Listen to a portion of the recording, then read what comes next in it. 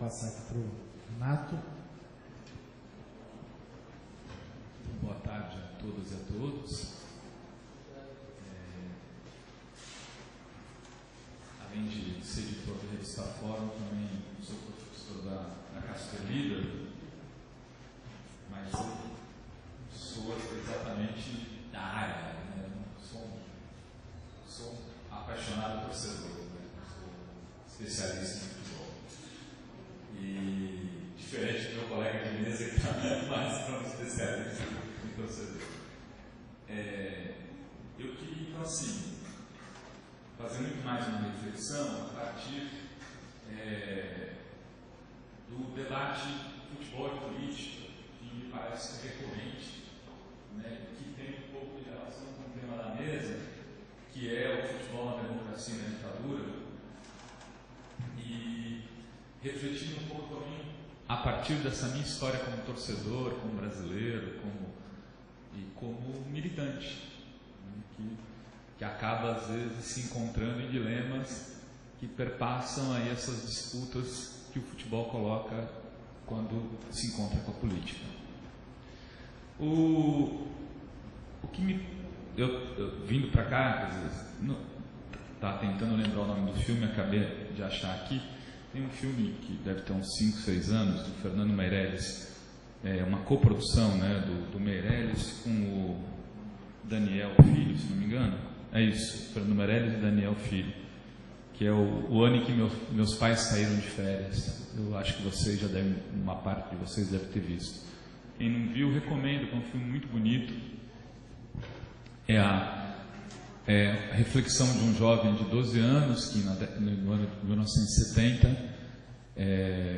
os pais são militantes de esquerda, têm que fugir, porque militantes de partido clandestino, e recebem a informação de que caiu a casa deles, eles precisam fugir de onde estão. Eles deixam o guri, estava jogando futebol de botão, isso tem muito a ver com a minha infância também, e ele tem que sair correndo de casa, deixam ele na porta do avô, ele fica por lá e o avô não está, ou morreu, não lembro direito do filme, e ele acaba sendo cuidado por um vizinho do avô que é um judeu mal-humorado. E num dado momento do filme tem uma cena que, se não me engano, num centro acadêmico, numa faculdade, onde o pessoal está vendo um jogo do Brasil, bem, João? O pessoal está vendo um jogo e todo mundo torcendo contra o Brasil, que afinal de contas não dá para torcer a favor, que aquelas pessoas eram de esquerda. E aí sai um gol do Brasil e o pessoal começa a querer gritar, um olha para o outro e grita e não grita, aquela cena patética, né? Porque você não era politicamente correto torcer pelo teu país, pelo Brasil, porque você estaria apoiando indiretamente um regime ditatorial que prendia, matava, torturava. Não preciso ficar aqui contando a história da ditadura para ninguém. Mas esse dilema, eu me recordo que assim foi vivido por uma boa parte daqueles anos da época da ditadura, por pessoas que exerciam a vida política, que eram críticas ao governo e que gostavam de futebol. E hoje eu me vejo um pouco no mesmo espaço com uma boa parte dos meus colegas que tem uma reflexão mais à esquerda da vida política, né? Vejo alguns deles fazendo um pouco, meio com uma reflexão, ao meu ver, semelhante àquela do centro acadêmico. E aí, eu não estou aqui querendo dizer que a Copa não tem problemas objetivos do ponto de vista do que é a organização de um evento como esse, do que é a FIFA, do que representa na lógica do negócio o futebol no mundo inteiro. Longe disso. Então, daqui temos concordância nisso, quero deixar claro isso em princípio. Ao mesmo tempo, fico curioso, não curioso na palavra, mas fico surpreso por perceber que muita gente só descobriu isso faz um ano e meio, e que quando a gente disputava lá a sede da Copa, coisa de 6 anos, a grande maioria dessas pessoas celebrou a vinda da Copa para o Brasil.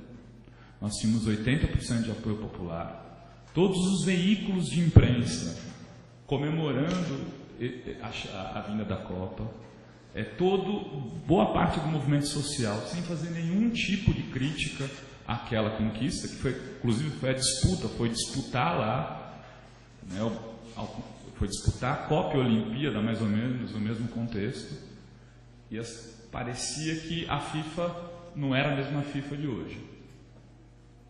A Copa da Alemanha, em 2006, foi disputada, a Alemanha foi obrigada a vender Budweiser. Não pôde vender as cervejas alemãs. Na Copa da África do Sul, imagina o que é tomar Budweiser podendo tomar cerveja alemã. Então vejam que tem coisas piores. Na Copa da África do Sul, eu estive lá, porque inclusive foi próximo do Fórum Social Mundial, que era no Quênia. Eu passei pela África do Sul. Eles estavam vivendo boa parte dos questionamentos que a gente está vendo em relação à mobilidade, à construção, porque se construiu o principal estádio no Soweto, né? Um estádio também com um volume de recursos bastante alto. O que eu estou querendo trabalhar aqui na minha fala? Assim, os grandes eventos, em geral, são grandes eventos ligados às grandes marcas, ao grande capital e às grandes intervenções. Na Olimpíada não será diferente. E quando a gente faz um Rock in Rio, é diferente também. Tem sutilezas aí nos contratos da Copa, tem questões complexas, tem. Mas na hora que se disputou trazer a Copa para cá, isso estava dentro do pacote. Então, separando isso, eu não acho que os movimentos sociais que estão indo às ruas pedir, utilizando a Copa como uma oportunidade, não estejam corretos. Eu acho que eles estão mais corretos de utilizar esse momento da Copa como uma oportunidade para as reivindicações do movimento sindical que estão fazendo greve, que estão indo disputar, não sei o que, mas estão absolutamente corretos. Eu não quero dizer que aqueles trabalhadores, aquelas pessoas que estão sendo afetadas, moradores do entorno de onde tem obras, que estão sendo afetadas pelos impactos da Copa, não tenham que lutar. Não estou dizendo isso. Mas eu quero dizer também o seguinte: tem um oportunismo político-eleitoral, um oportunismo midiático em relação à discussão do tema que torna todo o debate sofrível, né? Torna desonesto, né? Hoje teve uma publicação de um texto do Mário Magalhães que eu achei na medida. Ele diz assim: se nós tivéssemos padrão FIFA, seríamos muito piores. O que é padrão FIFA? É Jerome Walker? Padrão FIFA é racismo nos estádios? Padrão FIFA? Que padrão FIFA que a gente está falando? Porque não pode ser os 25 bilhões que foram gastos com todas as obras da Copa, como se esse fosse resolver todos os problemas da educação e da saúde do Brasil. Porque os 25 bilhões, até a própria Folha de São Paulo teve que reconhecer, e a gente já batuca isso há algum tempo, não estou dizendo que é pouco, mas é um mês do orçamento da educação. Todos os gastos da Copa é um mês do orçamento da educação. Ou seja, é pouco, não é pouco, mas não é também esse padrão, isso que vai garantir aquilo que as pessoas dizem pelo Facebook, ou seja, todas as marcas vão sair a partir de agora dos nossos hospitais, quando a gente tem $500 per capita de investimento ano na área de saúde, e não tem mais porque o Congresso não aprovou, por exemplo, uma medida como o CPMF, que era uma merreca que saía do bolso de alguns e ajudava a controlar os gastos da Receita, a fiscalização da Receita, né, que seria muito mais do que qualquer padrão FIFA. Então, aí uma forma de fazer o combate, e às vezes uma forma, me parece, pouco séria, né, de fazer o debate e o combate, e às vezes eu acho que setores da esquerda são capturados por esse tipo de discurso e acabam reverberando teses que, do ponto de vista político, são teses que, a meu ver, trazem muito pouco para o debate, para as construções que aqui nos interessam. Essa dicotomia, ou esse jogo contra entre política e futebol, a meu ver, é algo que deveria já ter sido superado. Uma coisa é você dizer, olha, esse futebol que está aí é corrupto, esse futebol que está, aliás, é mais corrupto do que a política institucional, tem mais resquícios da ditadura do que a própria política institucional. Lá é o Zé Maria Marim, que é presidente, não é a Dilma. Lá é o torturador, não é a torturada. É verdade, né? Quer dizer, não sei se o Zé Maria Marim foi torturador, não quero cometer essa aqui, mas é o que estava do lado dos torturadores e a que tinha sido torturada. É verdade que o futebol tem uma série de alinhamentos mais à direita, mas o futebol, enquanto as suas estruturas, não o futebol enquanto paixão, enquanto possibilidades de diversão, enquanto encantamento, enquanto algo que está colocado, de certa forma, como prática cultural de um país que tem na sua formação, muito do que o futebol também propicia, né? De solidariedade, de construções coletivas, enfim. Quando a gente contrapõe,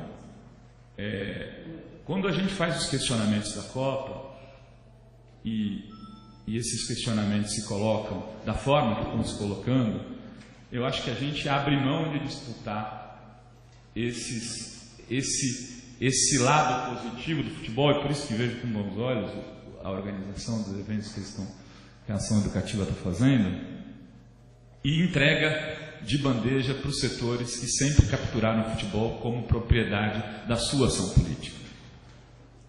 Essa é a primeira questão que eu queria colocar. A segunda é dizer o seguinte: eu acho que tem também um discurso que não me parece bom, que é um discurso de soterramento das próprias possibilidades do Brasil enquanto país, né, que ficam colocados quando se fala. O Brasil não pode organizar um campeonato como esse enquanto não resolver os seus problemas. Mas é um pouco como dizer, aquela música do Titãs, nós queremos futebol e arte, ou seja, você não pode abrir mão de ter cultura. Para quem disputa às vezes o orçamento da cultura, esse discurso é muito utilizado. Bom, precisamos primeiro resolver a questão do transporte, da saúde, da educação, e depois a gente discute a questão da cultura. O Brasil tem condições objetivas, sim, de organizar um campeonato de futebol. E não é problema nenhum organizar um campeonato de futebol enquanto está buscando resolver os seus problemas de saúde, educação, de transporte, de mobilidade, etc. Temos que discutir como isso vai se organizar, temos que disputar essa Copa, não tenho dúvida. Faz uns 2 meses que eu escrevi um texto, inclusive, dizendo que o movimento social poderia aproveitar essa Copa no Brasil para fazer um evento paralelo à Copa que se solidificasse como um evento a cada 4 anos, internacional dos movimentos sociais, quase como um grande fórum social mundial, para colocar questões e aproveitando toda a mídia internacional que estaria ali, disputando a narrativa da Copa. Isso é hackear a Copa, hackear o evento. Mas hackear o evento não é dizer para as pessoas que esse evento não pode ser feito aqui, só pode ser feito nos Estados Unidos, só pode ser feito na Alemanha, não vai poder ser feito num país pobre enquanto não tiver os problemas resolvidos os seus problemas sociais, e ao mesmo tempo não é tentar trazer um discurso que me parece muito equivocado na lógica do não vai ter Copa, quase como que não devemos ter futebol, né? Porque nós temos tantas outras coisas importantes que o futebol não deve ser motivo de discussão agora. Enfim, eu sei que boa parte do que eu disse aqui é relativamente polêmico, mas eu estou aqui à disposição para apanhar de vocês numa boa, porque eu acho que esse debate é importante. Tá bom? Obrigado.